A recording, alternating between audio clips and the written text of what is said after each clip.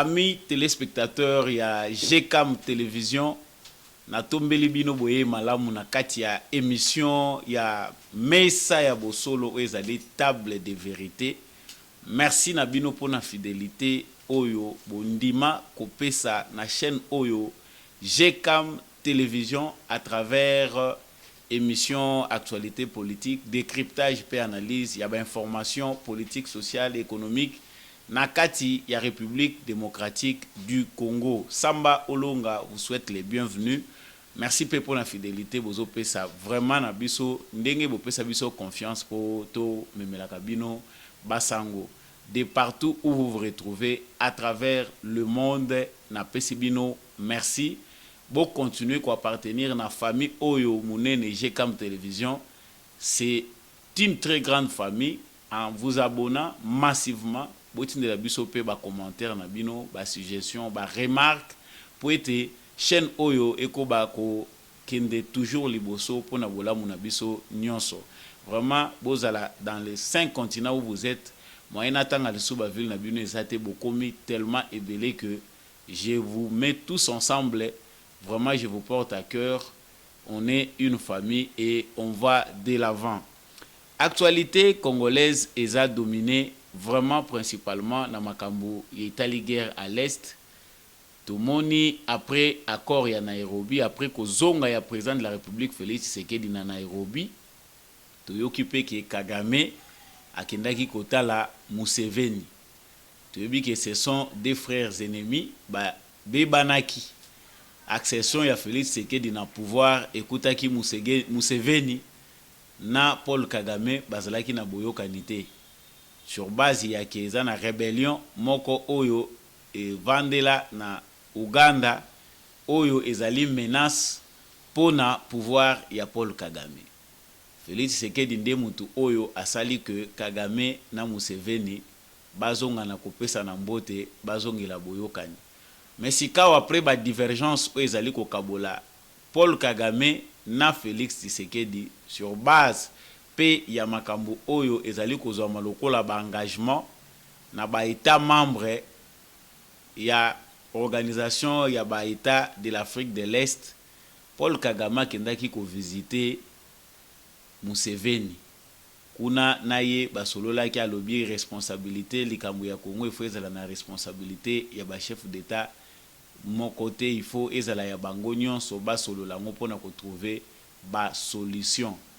Et logo nini memi Kagame et pas Museveni. Qu'est-ce qui oppose ici tellement Kagame maintenant aujourd'hui à Félix Tshisekedi? Et pourquoi il a aujourd'hui choisi ya kozonga na makolo ya Museveni aller de lui-même pour qu'il ne rencontre Museveni? Sont-ils devenus complices? Ndenge batebele bandeko bele baza ko interpréter ngo sur base ya information mingi oyo tozui na ba média ebele batu continue la biso ba information que Paul Kagame na Museveni bakabwana te bazali bandeko. Là c'est une façon pour na bango ko sangana contre la RDC. Ils vont chercher à concrétiser leurs rêves de tuti. Ezali solo ndenge wana to ezali makambu mususu. Quel avenir pour Paul Kagame? Quel avenir pour la politique de Félix Tshisekedi? Qui gagne? Qui perd? Na makambo nyonso ndenge ezali kolekela position ni ba Congolais sengeli bazwa. Je suis retourné sur cette actualité pour na ko balayer o ezali ba doute, ba méfiance, na ba information ebele bato bazali vraiment na kozanga nango pour na koyeba nini ya solo politique ya Félix Tshisekedi ekomima biso wapi face ya Rwanda na Uganda. Et puis, face à l'organisation régionale, le Congo est commis membre. Encore une fois de plus, na pesibino merci ndenge boponi koyoka mongongo oyo ya sagesse. Tout bango ke tokosa la décryptage pe analyse ya ba information na ndenge oyo toyokeli yango. To meka kotala vraiment en large quelle est la position des États-Unis d'Amérique, Conseil de sécurité des Nations Unies, bazali ko banza nini.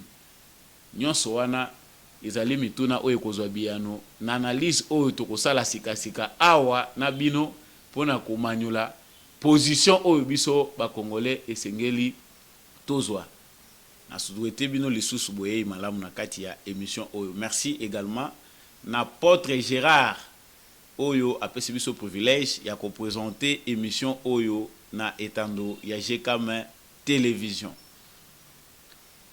Nauti koloba awa que eza facilité pour la RDC sous règne ya Félix Tshisekedi ya ko banda ko kende de victoire en victoire. Après l'émission tout ça là qui a pour na kotalisa que le Congo gagne avec Félix Tshisekedi. Ba engagement nyonso Félix Tshisekedi azali ko sala sur le plan diplomatique ezali pour na ba intérêt ya ba Congolais. Après ba critique ko esalemaki parce que biso to bossa na o déjà leki pour to s'en prendre kaka na o tozo mona lelo. C'est ça même qui détruit notre capacité d'analyse. Et c'est ngeli malamu to krezaka to yebaka politique e wuti wapi vision ya mokonzi na biso tata ekolo eza nini. Et puis biso ba Congolais esengeli to sala nini. Actualité on aborde ngo po méfiance ezali makasi na ba Congolais. Omoni muto ndenge balobaka na lingala muto basi basui na nyoka. Ata mo fourmi ata moleka na makolo. Aokanisa on dirait fourmi wana komi nyoka. Pourquoi somme ya nyoka oya soye etikalaka toujours ko déranger ye ba mususu batikalaka nango ekomi lokola état moko to ebité sur le plan psychologique ndenge ba benga kango donc atikalaka zo fonctionner ndenge wana. Mais Congolais que nous sommes, nous avons le droit de savoir politique au président Félix Tshisekedi azali ko sala vis-à-vis à ba pays à région pour na ko retrouver paix durable, paix ko éliminer insécurité na partie est ya Congo. Est-ce que zali politique ou zali bénéfique pour les Congolais ou bien zali trahison ndenge batu musu bazali ko lobanga. Yango chaque fois que na kendaka ko s'informer pour na makambo na krezaka en profondeur pour montrer aux Congolais de quoi il s'agit. Président de la République a eu engagement moko ya ko faire adhérer Congo na organisation ya ba état d'Afrique de l'Est. Jusqu'à ce niveau là bazaki na pays moko te ya munene. Congo ye moko aza ko sangisa ba pays wana nyonso en termes de superficie. Soko tali minene ya ba pays ba bandaye ko constituer Afrique de l'Est, Congo nda memeli bango poa makasi sur le plan démographique, sur le plan ya ba potentialité, la République démocratique du Congo et apporter bango apport moko munene, même sur le plan économique, ba échange tout le Congo a un grand rôle à jouer. Et si nous comportons à responsable, c'est-à-dire dans les jours à venir, biso diplomatie na biso na politique na biso ekozala imposante par rapport à l'organisation. Donc nous aurons un veto grâce à notre implication, grâce à notre organisation. Président de la République à Nairobi, balobi président de la République à Tekimboka. J'ai essayé de signifier à comment Bafayou et d'autres opposants ont essayé de démontrer sous un mauvais jour politique au Félix Tshisekedi Amenaki lorsque Akendaki ko faire adhérer Congo na organisation wana ya ba état Afrique de l'Est. Balobi que Félix Tshisekedi a ko s'agenouiller devant le mouvement rebelle ou ya ko signer kuna ezali trahison, c'est-à-dire il est allé accepter ya kokabamboka na maboko ya pays étrangers, c'est la balkanisation. Il y a des faillots qui ont dit ça dans l'Équateur, que Tshisekedi vient encore de signer la balkanisation. Il a trahi les pays. Pour ceux qui suivent les informations, bateau balandaka information malamu ba yebi que cela n'a pas été le cas tant au moni résultat en finale. Balobi bien après communiquer ou sanctionné sommet oyo ba chef d'état wana bazwaki à l'exception ya Kagame qui n'était pas présent parce qu'il a trouvé qu'il n'a intérêt. Balobi ki ba mouvement nyonso rebelle étranger na sol congolais bazonga na bamboka na bango. Balobi na munoko congolais a comprenaka. Ba média nyonso pe relayer yango balobi bien que les chefs d'état se sont attendus sommet et lobi que ba mouvement rebelle locaux ba kozala gérer na ba président ba mboka na bango. C'est-à-dire pour nous la RDC, c'est le président de la République qui doit ouvrir un dialogue consultatif na ba mouvements locaux pour bazonga bakota na processus ya paix à travers des DRS, des mobilisations, des armements, réinsertion sociale et puis voilà. Tout le monde peut processus wana na cadre ya ba mouvements locaux et boti fruit. Bato bazalaki ba engagé qui ba représentant qui président na makambo etala qui ba dialogue wana consultatif ba trouvé que ba mouvement rebelle pour la première fois baza d'accord na vision à président de la République. Ce n'était pas de négociation. Même bango moko ba mouvement rebelle nyonso ya mike na tozana ngo avant tout le makambo ba mouvement rebelle étranger. Bango moko ba sentir fait puissance ya fait à FARDC depuis ba Ivraka na ba territoire ba Ivraka à l'est de la République démocratique du Congo nanu ba sentate engagement ya marque wana et pas FARDC. Depuis que Félix Tshisekedi est au pouvoir, plusieurs mouvements rebelles se sont rédits. Ba rebelle ebele bazo zonga bazo bima na bazamba bango moko ba yeko mitika na maboko FARDC, ils donnent des armes. Il y a un processus mis en place pour réinsérer bango na société, pour organiser retour na bango à la vie civile de na ba condition oyo ezali ko respect ba principe ko respecter ba principe humanitaire. Mais awa toyoki que ba mouvement rebelle ba trouver bandimi na bango o baza ba loko bandimi na bango ko adhérer na processus ya paix ba adhérer na processus wana ya PDDRC, démobilisation réintégration sociale.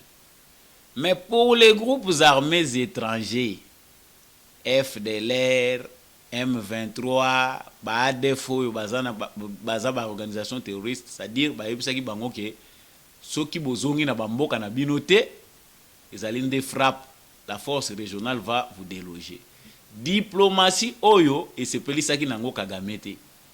Je l'ai dit dans mes émissions précédentes na lobaki yango ke Kagame abeli oyo babengaka na lingala kizunguzungu. Il est partout. Akende pas Kagame, les Congolais, akende pas Sassou, à Salisoki 3 jours, les Congolais ont interprété ici à leur manière. C'est vrai, nous devons toujours être éveillés. Kota la Moussalani Azosal, Ake pas Kagame, Ake pas président Zambie. Donc, dans un mois, ceux qui ont fait Tshisekedi Mutasali ba déplacement au Kagame Sali, awa, tu veux dire que ba combo nyon sur l'ingaki sila.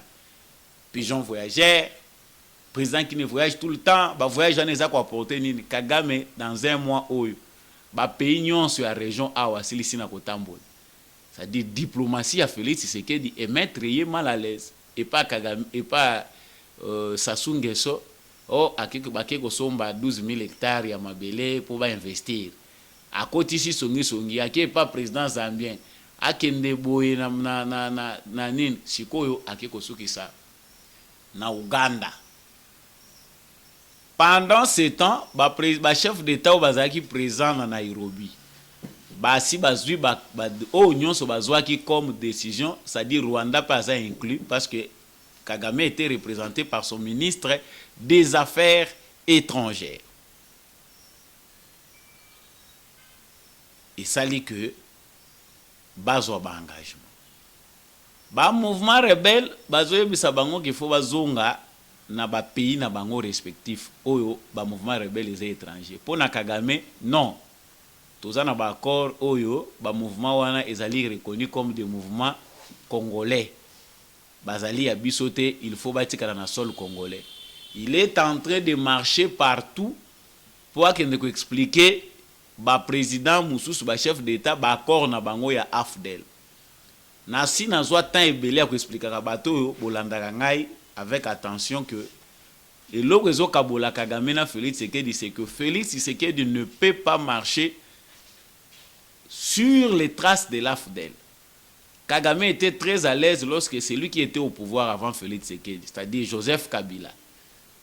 Azalaki kotambola na ba accord na bango ya AFDEL.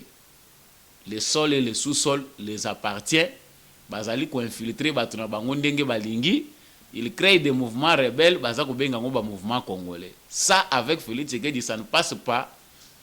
C'est ça la base principale, la raison principale où ils allaient opposer Paul Kagame na Félix Tshisekedi. Pour Paul Kagame, Félix Tshisekedi faut andima ko intégrer ba mouvement rebelle. Oyo to yebi bien ki baza ba Rwandais, Félix Tshisekedi a accepté bango le quoi ba congolais, acha bango lisusu na kati ya ba armée congolaise na ba institution en république. Et c'est ça pomme de discorde na bango munene.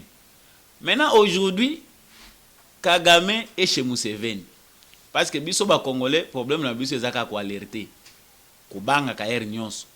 Ah ndenge akei pa nani, les gens ont inventé des informations qui n'existent pas pour manifester que baza contre le déplacement ya Kagame ko kende na Congo Brazzaville. Mais chaque pays est libre de faire sa diplomatie. Le Rwanda fait sa diplomatie pour maintenir Congo na kati ya chaîne. Il y a domination, il y a politique au bango balingi pour l'air bien naître. Parce que pour Kagame ayebi que lorsque l'instabilité est au Congo, lui il vit mieux à politique avec l'instabilité du Congo. Voilà pourquoi il doit travailler là-dessus pour que le Congo soit toujours des mers instables pour y à continuer comme on a ba fruit à malam pour la politique naïe. Mais les Congolais font du bruit, ba musubu inventer des informations awa. Au moins 12 000 hectares wana, ba sodande mutu ba kosala bilanga kuna, ba kobanda ko katisa, ba koyaboye. Toujours pleurnicher, toujours parler. Mais lorsqu'on vous met devant quelque chose de sérieux, bino ba Congolais, beau travailler ensemble, beau la ordonner pour na pe ko la organisation malamu na mboka na bino pour na ko faire face na complot wana. Vous n'êtes pas, vous n'avez même pas le sens de l'amour, unité ezate. Ya bino ezaka makelele. Félix Akeba, à côté Kamboka, Batouana, trop d'informations sur l'information. Sur les réseaux sociaux, Tokobela Maboma, Jour Moussousou, l'icolo a d'informations. Olamuki na Tongo, 4-5 informations. T'as la liste, mais il y a d'informations. Batindi Basoda, Bako, on a 12 000 hectares. Non. Félix Sekedi, c'est un fils du pays, na Lobakango chaque fois. Peut-être Batubele, Bayoko soit conscience, Yakolandela en profondeur. Na ba détail nyonso dossier ya makambo etali guerre à l'est ya Congo lelo yango baza ko salarme mingi. Certains Congolais rêvaient encore longtemps. Si bazolo bamboke c'était kami ba Congolais bele bande ko la na bango pongi. Mais ko sutu ki na minute ko comprendre makambo malamo côté. Ça doit prendre du temps pour certains initiés bato ba comprendre ba yebi les tenants et les aboutissants de ces dossiers. Ce sont les acteurs oyo bazali concerné na kati ya complicité oyo internationale où ils a kosala que des ordres à l'est ya Congo bayebi où sont les conclusions. Maintenant Kagame va chez Museveni amemika discours moko wana. Non makambo ya Congo il faut ba Congolais bango moko bazala responsable to vanda ba chef d'état. On va encore s'asseoir pour parler de quoi? Batu na batu bazana mboka na bango yo makambo mboka batu kende kosala nini? Kagame se retrouve seul, Azomimona de plus en plus isolé à cause de la diplomatie de Félix Tshisekedi. Yango a entamé pe riposte naïe. Riposte naïe faut bangisa ba Congolais. Nous avons un président qui fait un sérieux travail diplomatique pour détruire ce qui a été construit en mal pour les Congolais. Lelo yango mutezo tcha Kagame mal à l'aise. Il a le droit de faire sa riposte. Atambola naïe. Il est chez Museveni, Batubambaramoko va interpréter. Parce que j'ai reçu des informations ce matin. Museveni na Kagame baza batuti, politique na bango eza politique moko, batikala ko kabwanate. Bientôt là l'armée ougandaise na sol congolais ko se transformer na force moko d'occupation. Et ndenge baza wana déjà plan na bango balkanisation bazo exécuter ango, les tout ils vont encore diriger le Congo. Félix Akeba bakoboma, les dangers existent, mais tout tika ko vivre na ba fantasme.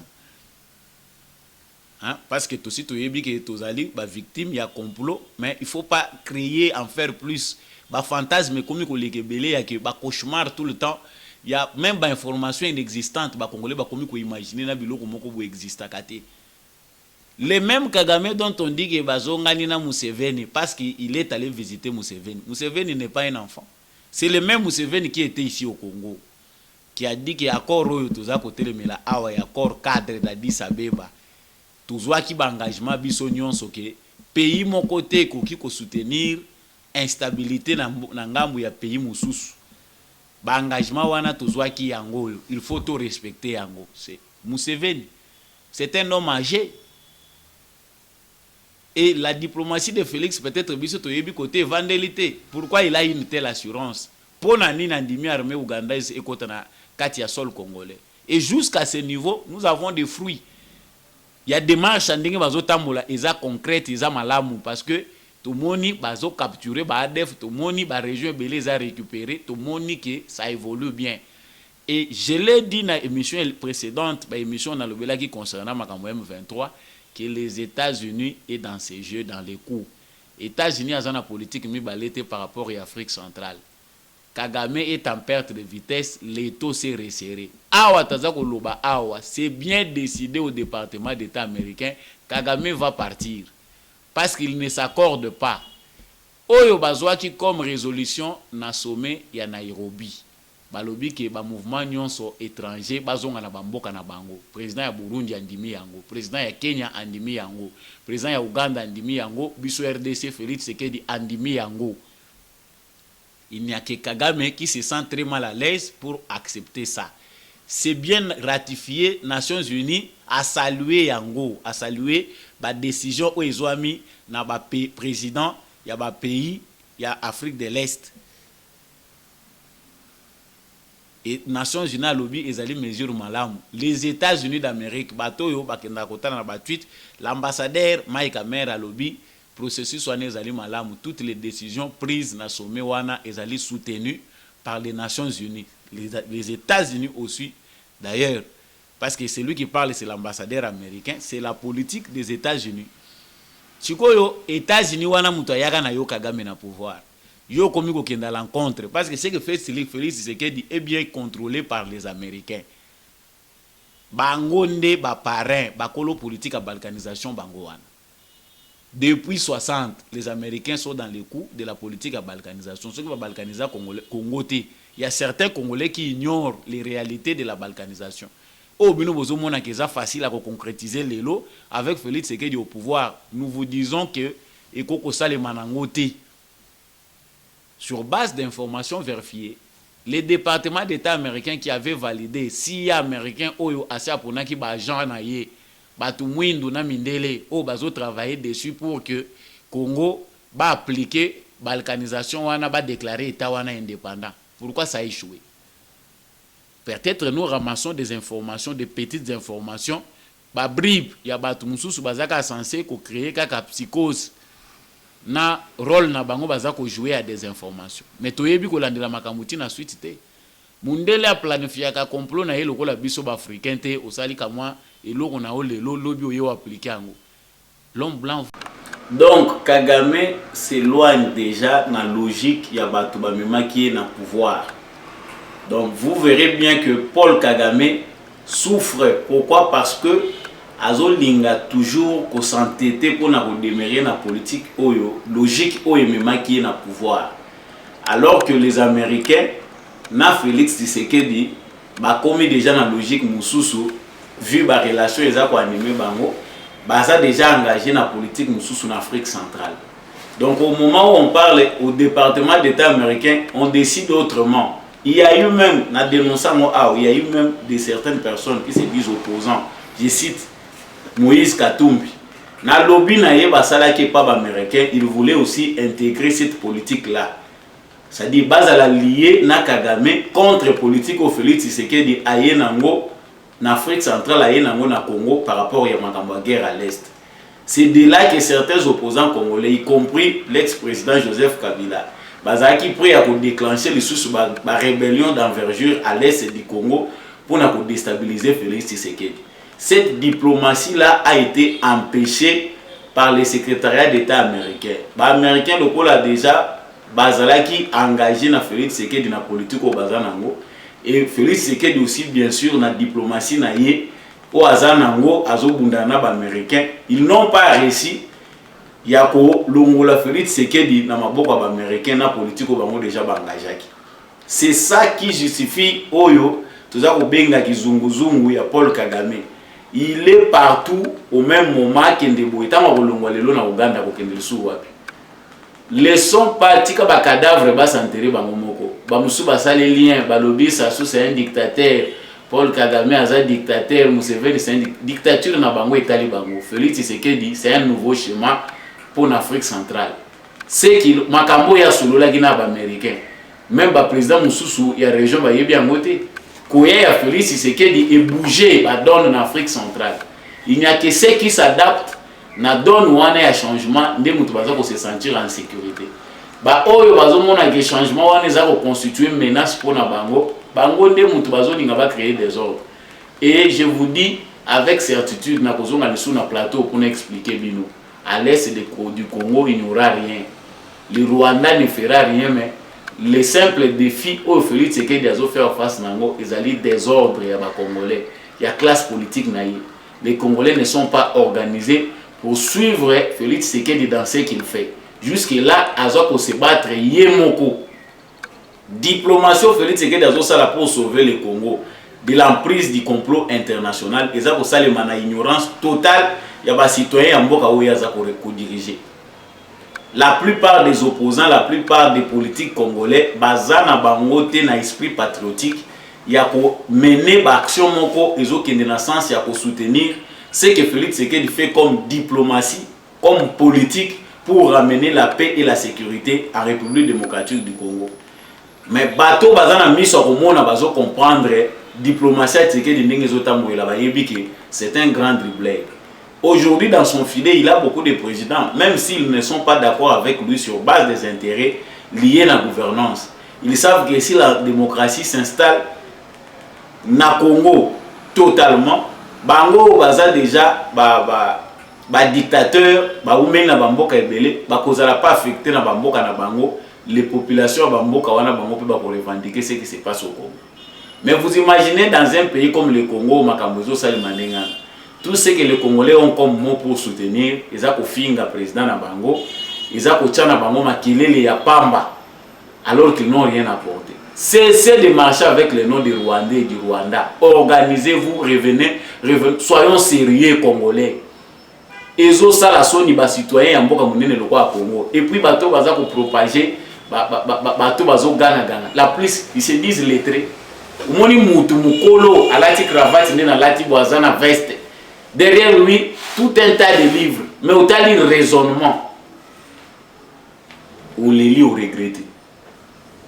Où sont passés les élites congolais? Où sont passés les intellectuels congolais? Bazakawapi. Trop d'intelligence au Congo, mais moins de sagesse. Cimetière à Congo est plein de diplômes improductifs. Jusqu'aujourd'hui, le Congo est comme une diplôme. Docteur. PPRD, FCC, Bakabilis, Batondisi, diplôme. Il y a des universités sur Mouké. Mais ces diplômes-là ne sont pas en mesure de transformer la société. Aujourd'hui, Tshisekedi est seul, na destin à tout un peuple. Na peuple, basundoli balobi charge, kaka président Sala, batuna oyo kaka président Sala. Mais aujourd'hui, vous vous inquiétez pour votre sécurité, plus qu'il y avait, où il était hier. C'était hier qu'il fallait se les landing toujours les landelo. Les complots, ils vont prendre connaissance dans les lots. Ils ont complot et ils ont qui pire en 2002, en 2001, en 97, en 96, 2005, 2006, tous autres tambola. Ils ont qui pire à cette époque-là, pendant que les autres dansaient les ndombolo. Quand les gens comprenaient que c'est sérieux, le pays est vendu, aujourd'hui, ils se rendent compte que le pays était déjà vendu. C'est aujourd'hui que vous allez alerter. Tout ce sentiment. Il y a des informations. Moni, Museveni, Tambakutani na Kagame, Kalate, Mbokawana Bazote, Kayango, trop de alarmistes. Balarmistes, bakomi trop des alertes. Moni, Bateki Mboka, Awa, Tokomi na patriote, Oyo, Bango, Bakrezaka. Changez vos mentalités. Inutile de crier. Bakomi Koye Babiso Mukilmomage, nous sommes des bons parleurs, mais des moins faiseurs. Tout ça là que l'autre côté makele lende musala na biso. Au lieu de crier au complot, organisez-vous. Qui empêche les Congolais de s'organiser, de se comporter en homme responsable? Toujours finalement partout, tous amis yibi, tous ali partout, tous amis on manque à sérieux, nous ne sommes pas organisés. Mais qu'est-ce qui nous empêche de nous organiser maintenant? Nassine Bissay Bato Kabila n'est plus au pouvoir, c'est Félix Tshisekedi. Mais aujourd'hui, ce que les Congolais combattent, c'est les mêmes Félix Tshisekedi. Au bandé qu'on nous a tous en an moins en boc. Yende le locaux tu vas combattre les Kana Kabila.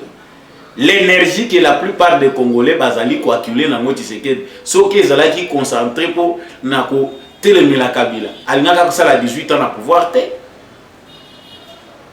J'ai fait ces numéros parce que Touloubeli mingi makamba M23, Touloubeli mingi makambo za ko lekana est ya Congo. Mais c'est comme si tous les gens ici parce que les Congolais ne savent pas ce qu'il faut faire. La meilleure façon d'aider votre président, ce n'est pas d'avoir des banderoles bokomi banderole paix à Beni, bozo koma non à la balkanisation. Non, il faut un comportement, il faut une stratégie nationale. J'insiste ici, nous avons insisté chaque fois. Na ba gouvernant, ba ministre baza issu kaka na barana bino batu bozo chama kelele. On peut vous prendre toi qui fais du bruit. Aux hommes qui te qu'il y a combien compétent, yondé compétent. Baché yo, tu ne feras rien. On nous attend la volonté politique au Félix Tshisekedi à Zanamote. Éduquons nos enfants autrement. La menace est là. Menace est allée parce que mboka munene lokola Congo, oyo ba richesse nyonso, ya ba nouvelle invention dans le monde, biso tozalaka nango. Ba kotika bino kimia ndenge. Mais c'est quand nous pensons que ce que les lignes de que tout ça pour ignorer la réalité où ils ont corrigir bah état dans le monde. Bah que l'homme a été posé les 12 millions de morts. Bah on a tout bandit qu'on cité 12 millions de morts. Qui a pitié de nous? Il y a Ukraine à peine que ça a commencé. Solidarité internationale. Bah milliards bah zopé ça bango. Bâti de la bango armement. Mais est-ce que au moni na Congo bâti de armement? Ti bah zo sili sabatuna est au moni armement ou timbo kani bah yenango. C'est ce qui montre que le destin du Congo n'est ni entre les mains des Américains, ni entre les mains des Européens, ni entre les mains de qui que ce soit. C'est entre les mains des Congolais eux-mêmes. Félix Tshisekedi n'est qu'un passager. Si on ne profite pas de Félix Tshisekedi, bah, occidentaux, tout le monde, ce ne sont pas des alliés de cœur, ce sont des alliés d'intérêt. Même si on dit que les Américains marchent avec Félix Tshisekedi, c'est pour les intérêts américains. Il y a la Moussakabato. Félix Tshisekedi, c'est un passager au pouvoir.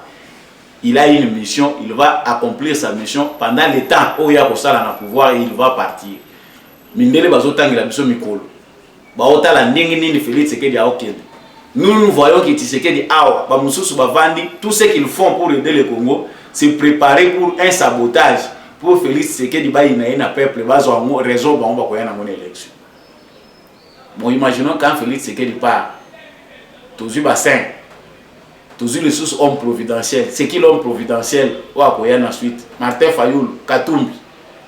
Voilà comment les Congolais sont pris au piège par des farceurs. Parce qu'au Congo, c'est la bêtise. Des moutouza qui ont ascendance, les colos, il y a makambo est importante. Les choses importantes sont mises à côté par les Congolais. Ce que les Congolais ont fait, tchabuzo banakati. Tchaba bêtise nakati wana et koti na matoi na bangwe vandi.